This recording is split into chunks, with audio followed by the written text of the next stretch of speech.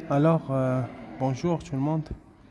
On va expliquer la toxicité du paracétamol, toxicité hépatique et rénale. Ok? Donc, la molécule va passer au niveau du foie. C'est un passage hépatique. On va voir, il y aura deux phénomènes. Premier phénomène, c'est la sulfoconjugaison et la glucuroconjugaison. Au niveau du foie, la sulfoconjugaison correspond à l'ajout, on va ajouter du sulfate. Ici, on va ajouter un acide uronique. Ok? Également, ça va passer par le cytochrome P450 et on va produire la fameuse molécule qui est toxique, le N-acétyl P-benzoquinonimine. Cette molécule, normalement, elle est très toxique et doit être éliminée tout de suite, bien sûr, via le glutathion. Le glutathion hépatique va donner la fonction thiol, du soufre associé à l'hydrogène, donc le SH. Donc, ça va jouer le rôle d'antioxydant ici. Ok? L'antioxydant hépatique, c'est le glutathion et normalement le foie, elle a une réserve en glutathion.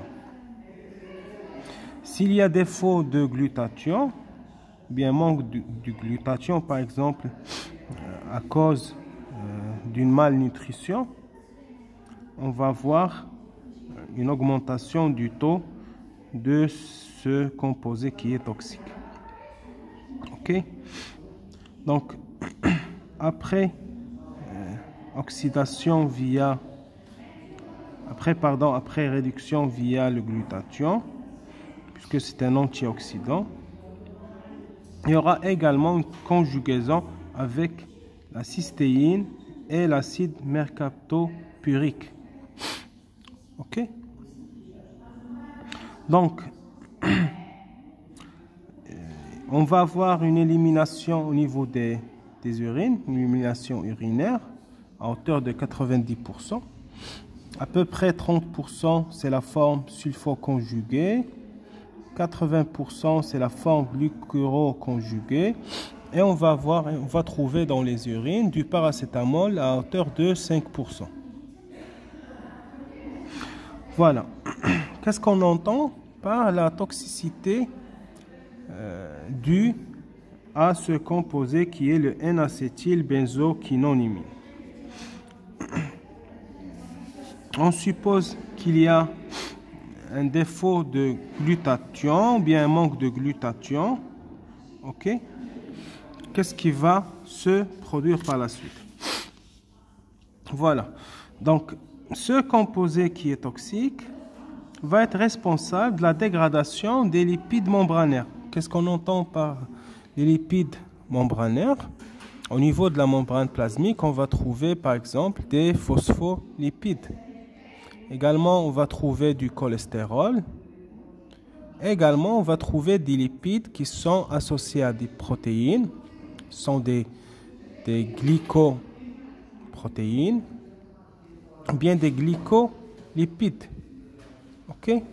Donc, des lipides qui sont associés au sucre, par exemple. C'est ce qui forme le cell count ou bien le glycocalyx de la cellule. Donc, ce composé qui est toxique, en cas de non-élimination, il va dégrader la membrane cellulaire et ça donne la nécrose des cellules, ou bien la cytolyse. Également, ce composé va perturber l'équilibre du calcium de la cellule. Également, on va avoir une hépatolyse. Hépatolyse, c'est une lyse des cellules du foie. La même chose, idem pour le rein. Ok? Les cellules du rein.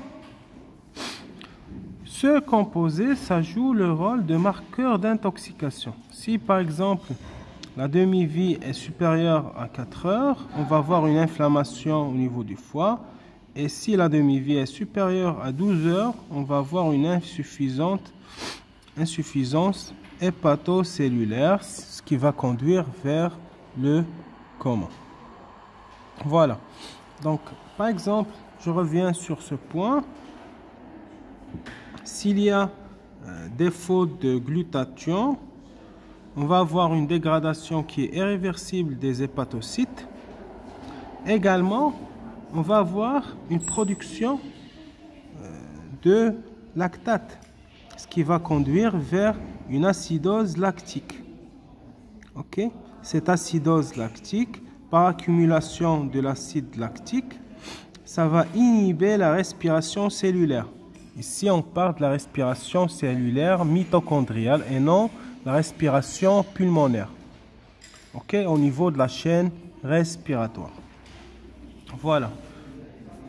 La deuxième vidéo, on va s'intéresser à l'intervention en urgence en cas d'intoxication à la paracétamol. Voilà, merci.